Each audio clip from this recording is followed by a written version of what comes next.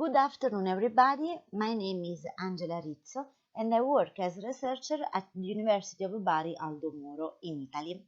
First of all, I would like to thank the organizers of the second Neptune International Workshop for inviting me to participate in this event. In this presentation, I'm going to talk about the issue of future sea level rise and its potential impact along the coastal sectors in terms of susceptibility and risk. First, I will provide a general overview about the sea level rise issue. Then I will briefly introduce the concept of risk and its assessment in coastal areas. And finally, I will show some examples of inundation risk assessment in the Mediterranean area. This research is carried out in collaboration with different universities and research centers in Italy and abroad, and so I would like to thank all my colleagues with whom I am working on this topic. As strongly highlighted during the last United Nations Climate Change Conference, climate change represents one of the major global issues to be addressed in the incoming year. Climate change can be considered as the issue of our time, and its effects are already occurring worldwide. In this context, the scientific community agrees that global mean sea level rise is one of the most recognized impacts of ongoing global warming. This means that worldwide coastal areas are directly and indirectly affected by climate change.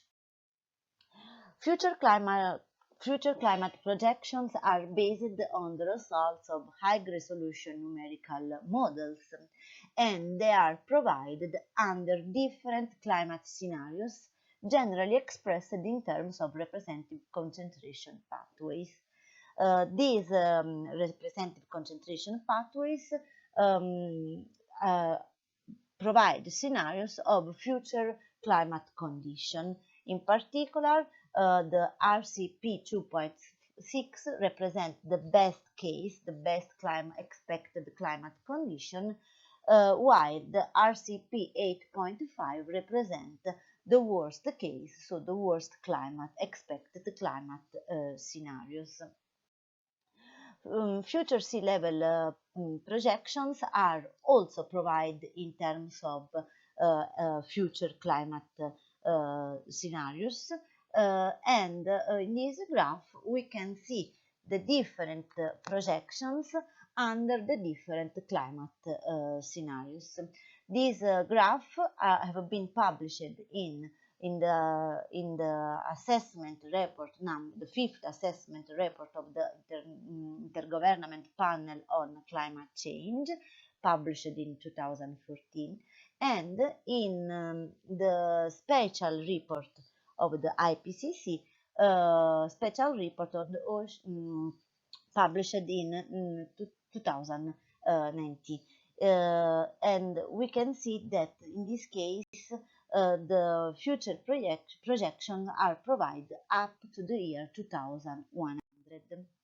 Very recently, in the last August, the climate and sea level projections have been updated and and published with the release of the sixth assessment report of the IPCC. These new sea level projections are also available in a specific tool from which users can directly download the global and regional sea level data under different scenarios, climate scenarios, up to the year 2150. And the data can be downloaded in form of graphs and tables. Here I provide you with the link to visit this tool. Also, at the European scale. Very recently, only a few days ago, a new index-based interactive report has been published. And also from this new European report, published by the European Environmental Agency, also from this report emerged that um, most coastal regions in Europe will experience a further increase in mean and extreme sea levels under all the emissions and so all the climate scenarios. At the European level, also for at the European scale, a specific tool has been developed for download sea level data under two climate scenarios, the RCP 8.5 and the RCP 4.5. And this data set is available from the Copernicus data store. So they are this set, which provide a set of indicators related to coastal sea levels in the European domain. Accounting for the Mediterranean context, the scientific community agrees that the Mediterranean basin is considered as a hotspot of climate change, since in this area effects of climate change are expected to be stronger than in other coastal areas in the world. So also for the Mediterranean coastal areas, climate change is expected to cause important effect. The Mediterranean coastal areas are characterized by high density population and increasing urbanization, especially due to economic and touristic activities. In addition, the Mediterranean coastal areas host have been occupied since historical times, and so for this reason they have a very important, very relevant geoarchaeological value. For this reason, the assessment of active coastal processes and evaluation of potential impact along the Mediterranean coast, potential impact of extreme events and coastal extreme events and sea level rise, it's very important for supporting the implementation of risk reduction actions and climate adaptation strategies. Of course, when we talk about sea level change, it's important to highlight that at the regional and the local scale, coastal sea level change may be different from what it is observed and modeled in open ocean due to vertical ground movements that can be related to natural processes such as tectonic, glacial hydrostatic, and volcanic processes, but often enhanced by anthropic activities. So, local subsidence induced by the combination of natural and anthropic processes can lead to relative sea level variation higher than those expected at the global and regional scale. Example of regional studies carried out. Here we have the pictures, some pictures of example of regional studies carried out in Mediterranean area. In particular, on the left panel, we can see the coastal plains, a number of Italian coastal plains studied by Lambeck et al. In 2011. And while On the right panel, we can see the investigated coastal plain, the investigated under a research carried out by Antonioli et al. In 2020. In both cases, the investigation have been carried out by considering future eustatic sea level projections for the year 2100 by adding the information, the contribution of tectonic and glacial hydrostatic movements. Of course, there are also a number of site-specific studies, and here we have some of the studies carried out in Italy, of the most recent studies carried out in Italy. Now I'm going to show some example of risk assessment procedure that we have carried out in Italy and in Malta. And here we have the reference of these studies. First, it's important to define that the risk assessment procedure that we have applied is based on the conceptual framework for the risk assessment adopted by the climate community since the release of the fifth assessment, IPCC assessment report, in which the risk is evaluated as a combination of hazard, exposure, and vulnerability. So we have to evaluate each of the elements that contribute to the evaluation, to the definition of the risk. The investigated sites that I'm going to show are located in Italy and in Malta, in central Mediterranean basin. So we can start with the first case study, which is represented by the Campanian coastal plains, 4 Campanian coastal plains that are characterized by very high socioeconomic value and also by environmental and archaeological value, since they host wide protected areas and important geological sites. These coastal areas are the Volturno, the Sarno, Sele, and Alente plain. The methodology that we applied in this case is based on a three-steps analysis. In the first step, we analyzed the proneness of the investigated coastal plain to be impacted by sea level rise by combining local vertical ground displacement movements elaborated from satellite data with the sea level scenarios for the year 2065 and 2100.